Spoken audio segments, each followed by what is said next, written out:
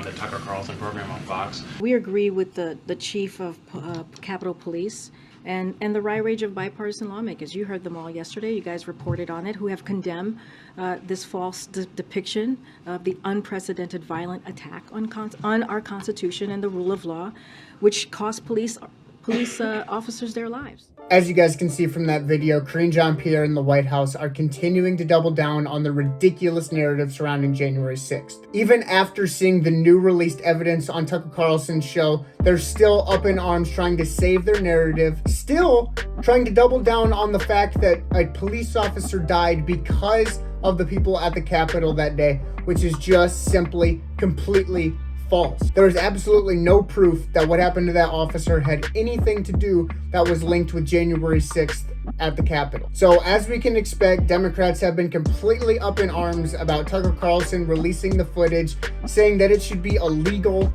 to release that footage, which I think is just probably the dumbest thing I've ever heard in my life, which makes sense considering it came from the cackling hens at The View, probably the lowest IQ panel of people that have ever allowed on television, but that's besides the point. But the bottom line is, guys, I think we can all agree that what happened at the Capitol that day was not right.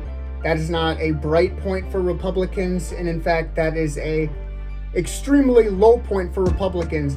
But even trying to compare what happened at the Capitol that day to anything that the BLM rioters have done or the damage they've caused, it's just simply not comparable. And the fact that they are still doubling down on all of this, even after the new evidence, is absolutely ridiculous. They've continued to slander and come after the QAnon shaman, who is in prison for 4 years.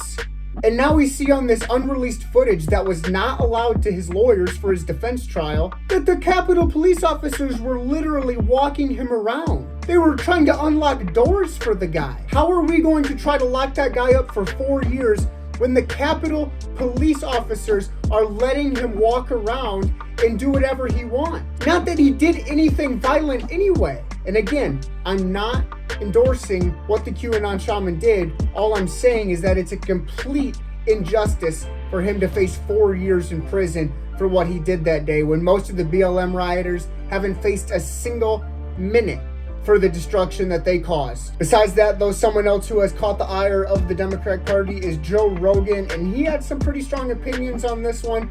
So let's take a look and see what Joe's got to say about this one. Led around through the Capitol building by police. They're basically giving him like a tour. They're talking to him and hanging out with him.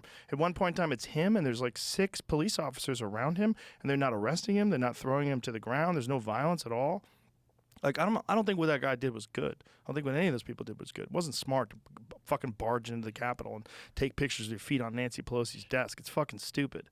They were leading him around. Like, the cops were talking to him and hanging out with him. They weren't like arresting him immediately. It wasn't like he was this violent guy who broke in and started smashing things and fucked the government. They stayed between the velvet ropes.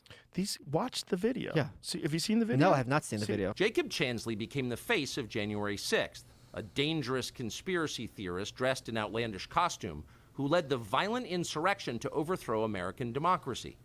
For these crimes, Chansley was sentenced to nearly 4 years in prison, far more time than many violent criminals now receive. What did Jacob Chansley do to receive this punishment? To this day, there is dispute over how Chansley got into the Capitol building.